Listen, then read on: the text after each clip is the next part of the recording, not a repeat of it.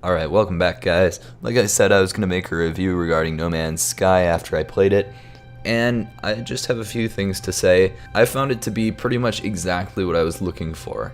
It holds up to exactly what I expected from the game.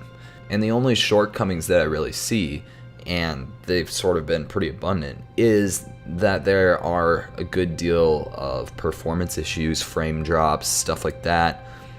I didn't have major issues. I'd have a frame lockup every now and then, but many people have reported issues since. I feel like it's gotten better. There was a patch, maybe that helped, but they did say that they're going to continue to try and improve things. Now, a lot of people have been wondering, is the $60 price point too much for this game?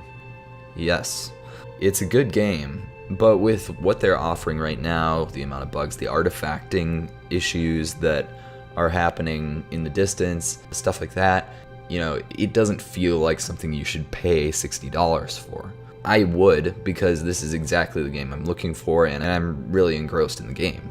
Yesterday I streamed for 12 hours probably, and I experienced 4 crashes, I think, right to the desktop. The game can't alt-tab on my computer, so anytime I want to do something, I'd have to exit the game completely, otherwise it's going to crash. Or I have another computer and I just look up things on that computer while the game is running on the other one.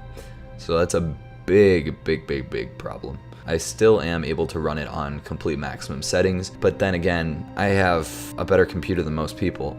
So I think a lot of the changes are going to come in, the next few days to few weeks in order to fix that.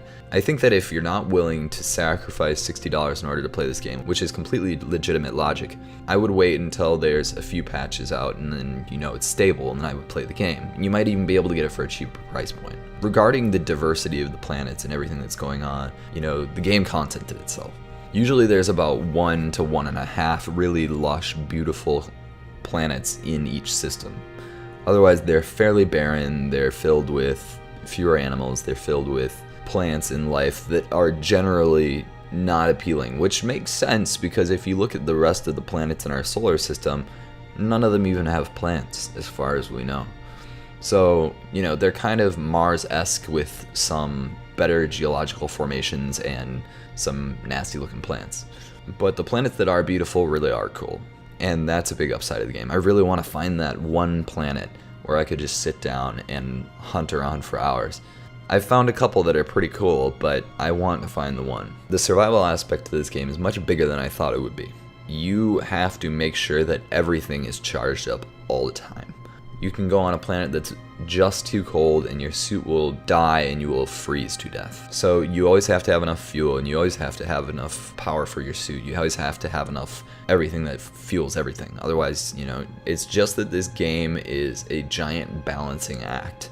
And the interesting and really fascinating part is they've managed to make it so that you can power up anything without completely being screwed by say, oh, I'm out of this element, I'm out of this element, I'm out of all my elements, I can't charge, I can't gather, I can't do this. They've actually done something really cool where you're always able to dig yourself out of a rut. There's a few quest aspects that I was having trouble with, probably just because I'm a noob, and finding the Atlas pass, if you know what that is. Stuff like that. I kind of had to Google it. Maybe I just wasn't following the directions well enough, but I did find what I needed. There's so many upgrades in this game, it's ridiculous, and the upgrades that they give you are really cool, and the decisions that they give you with the NPCs are really cool because they can make a huge difference in terms of the stuff you have. Like, there was a guy who said, hey, can I have your multi-tool? And I said, you know what, mine's pretty shitty, but sure. And I gave it to him, and he handed it back, and it was 10 times better than the one I had. And I was just like, that's the best decision I ever made. So, the decision factors, it's a lot heavier than I thought it would be.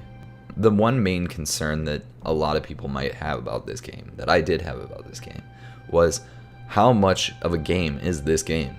And how long could you actually feel like you're in a game in this game? And that's the hard one to answer. I feel like a lot of the game is exploration and upgrades and stuff like that, and there is an objective, but I find myself spending a lot of time jumping from planet to planet, probably more than most people would. A lot of people probably visited more systems than I did by now. So I guess that's sort of a game in itself. The one thing I did say about this game in my Will No Man's Sky Be Bad video is that this game will be different. and it is. It's not like that many things that I've played before. And a proof of concept, it did a pretty good job of that. Aside from the artifacting issues, and I maybe found one or two like land bugs that have to do with buildings inside of rock. So few and far between that this is definitely something that could be paved as a future construct for video games. I think that they'll fix a lot of issues down the line. Right now, I'm having a blast playing it, and that's all that matters to me. I'll continue to make videos. This review is going to be here. I'll probably stream later today. I don't know when. Thanks again, guys, as always. And like, comment, subscribe, etc. Blah, blah, blah, blah. Alright, later.